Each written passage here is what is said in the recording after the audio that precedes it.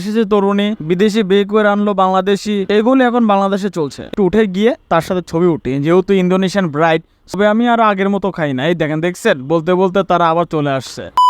আসসালামু আলাইকুম। জীবনে প্রথমবার একটা ইন্দোনেশিয়ান মেয়ের বিয়ে খেতে যাচ্ছে। ওয়েট আমি একটু ভেঙে দিই আপনাদের। ব্যাপারটা হচ্ছে সুমাইয়ের বান্ধবীর বড় ভাই, সে তো কাম গটায় ফেলছে। সে তো বিদেশি মেয়ে বিয়ে করে নিয়ে চলে আসছে বাংলাদেশে। একেই বলে মহাপুরুষ। দেখেন তো বোঝা যায় কিনা সে ইন্দোনেশিয়ান। আমার কিন্তু মনে হয়েছে সে বাঙালি। যাই হোক, দুজনকে ভালোই লাগছে। তো চলে এলাম ফরেনারদের বিয়ে খেতে। এটা আমার জন্য সৌভাগ্য। বিদেশি মেয়েদের বিয়ে করলেই নাকি ভাইরাল হয়ে যায়।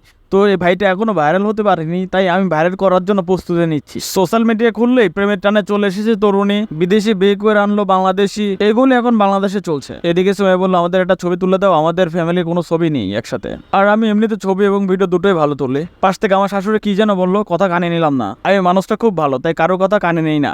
আমি চলি শুধু আমার মর্জিতে। আচ্ছা বলেন তো, বিয়ের পর কি আসলে জীবনটা পরিবর্তন হয়ে যায়? শুধু কি বইয়ের কথা শুনে চলতে হয়? যারা বিবাহিত তারা কষ্ট করে একটু কমেন্ট করে জানাবেন। তবে নিঃসন্দেহে আজকের আয়োজনটা খুবই সুন্দর ছিল।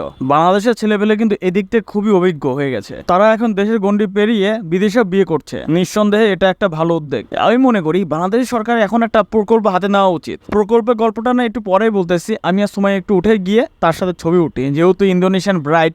সো আমার মনে হয় যে এই সুযোগটা আমি আর পাবো না। দয়া করে আমার চেয়ার থেকে কেউ তাকাবেন না। আমি জানি না এদের মধ্যে আমাকে এত কালো কেন লাগছে। আমি কিন্তু এত কালো নয়। তবে নতুন বউটা একটু বেশি মেকআপ করেছে, তবে ব্যাপার না, বিয়ের দিন একটু মেকআপ করবে। তো আমাদের খিদা লেগে গেছে, আমরা টেবিল খুঁজছি যে ফাঁকা টেবিল কোথায় পাওয়া যায়। আমার কিন্তু আগে পাবলিক প্লেসে ভিডিও করতে খুবই লজ্জা পেত, কিন্তু এখন না লজ্জাটা তেমন পায় না। কারণ ওই যে টাকা ইনকাম করতেছি, টুকটাক টাকা আসতেছে। সো এখন লজ্জা করলে তো হবে না ভাইয়া। এখনো লোকজন খাচ্ছে, খুব চেটে পুটে খাচ্ছে। এদের খাওয়া দেখে আমার একটা কথা মনে পড়ে গেল, পরের ধন খায় লোকে। দেখবেন বাড়িতে আমরা যাই খাই না কেন, বিয়ের দিনে কিন্তু বিয়ে বাড়িতে আমরা পর্যাপ্ত খাই, কবজি ডুবিয়েই খাই। একটা টেবিল পাওয়া গেল, কিন্তু সবাই উঠে গেছে, একটা আন্টি ওঠেনি। সে কিন্তু পর্যাপ্ত খাচ্ছে, সে খেতেই আছে। সময় বসে পড়েছে, তারপর সে উঠতেছে না। অন্যের খাওয়া দেখছি আর ভাবছি এরা খায় কেমনে। তো আমি চিল মোডে আছি, আমি তো বিয়ে শাদী করে ফেলেছি, আমার প্যারা নেই। তবে আমার পক্ষ থেকে বাঙালি ছেলেপেলেদের জন্য রইল শুভকামনা। তারা অদূর ভবিষ্যতে যেন আরো বিয়ে শাদী করতে পারে। আন্টিটা খাওয়ার দিক থেকে খুবই সচেতন।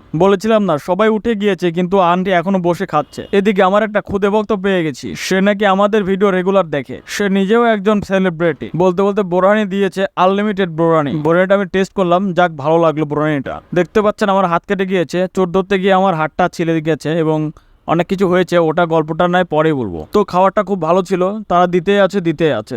তো আলহামদুলিল্লাহ ভালো মতো খেলাম, দোয়া দরুদ করলাম তাদের জন্য।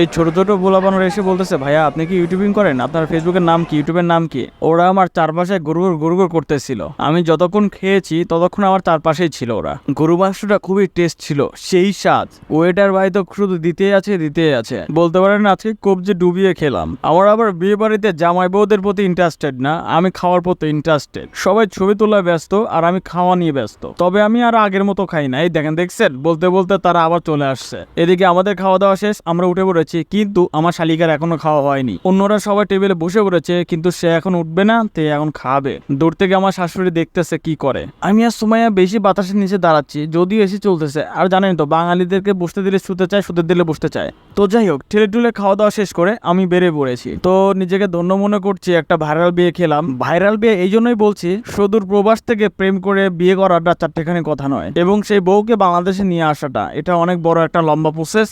তো অনেক কথা বলে ফেলেছি। তো আজকে এই পর্যন্তই। সবাই ভালো থাকবেন। আসসালামু আলাইকুম।